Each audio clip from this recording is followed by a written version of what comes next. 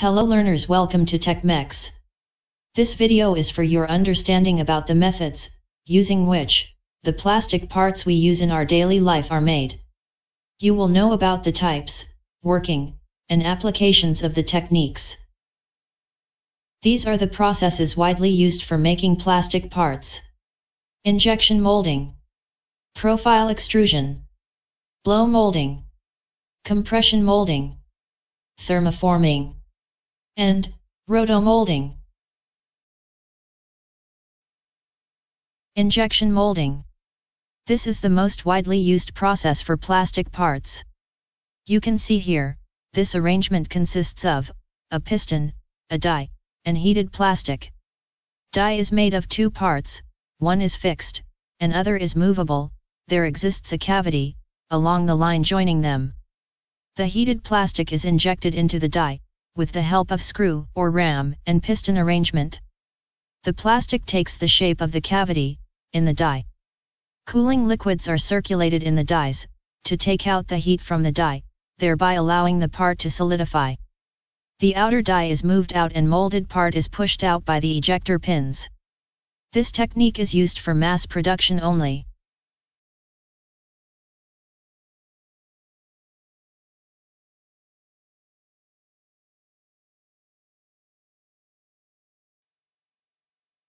Here are the samples manufactured by injection molding.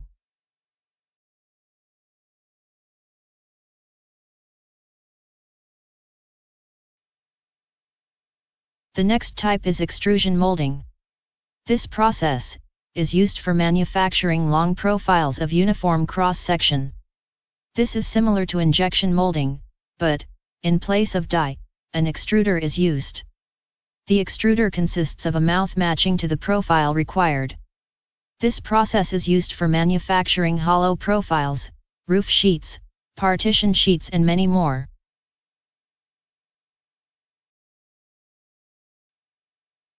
Here are the samples manufactured by extrusion.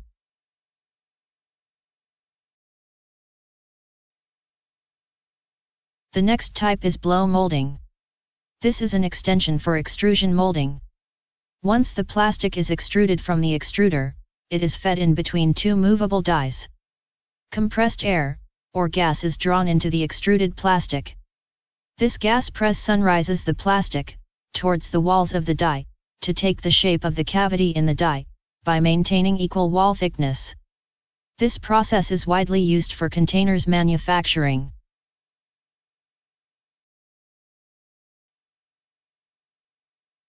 These are the samples made by blow molding.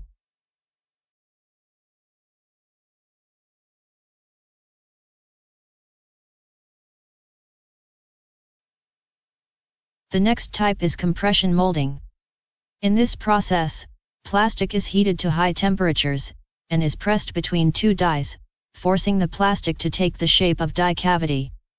Once solidified, the part can be removed with the help of ejector pins.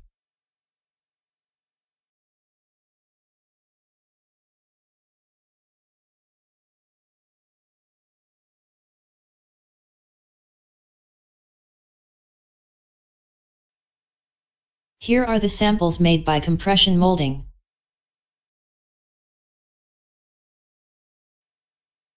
The next type is thermoforming. As the name indicates, thermo and forming means the plastic is heated, and then formed into required shape. Firstly, thin plastic sheets are placed above a die. This die has a cavity of required shape and is perforated. The material to be molded is heated from one side, and pulled by the vacuum on other side, thereby allowing it to take the shape of die cavity. Once solidified, the part can be ejected by ejector pins.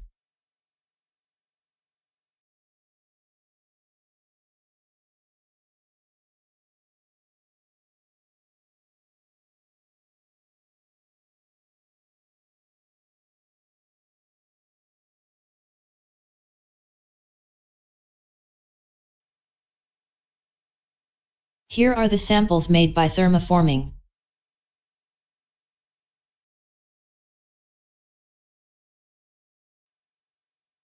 The last method is rotational molding, also called rotomolding. This method is applicable for very large items. This consists of a mold, which is of two parts, one is fixed half, and the other is removable half. Plastic, in the form of powder, is placed in the fixed half mold, and is closed by the second half. The mold has a provision for heating, through which the powder plastic material gets heated. The mold is then rotated, with the help of a shaft and motor arrangement. From all the sides, plastic is heated, and pushed towards the walls. Due to centrifugal forces, the plastic takes the shape of mold from inside. After cooling, the removable half of the mold is removed and the part is taken out.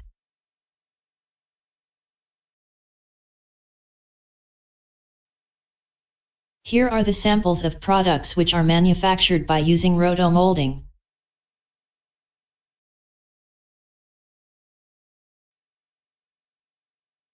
That's all for this video. Thank you, and signing out.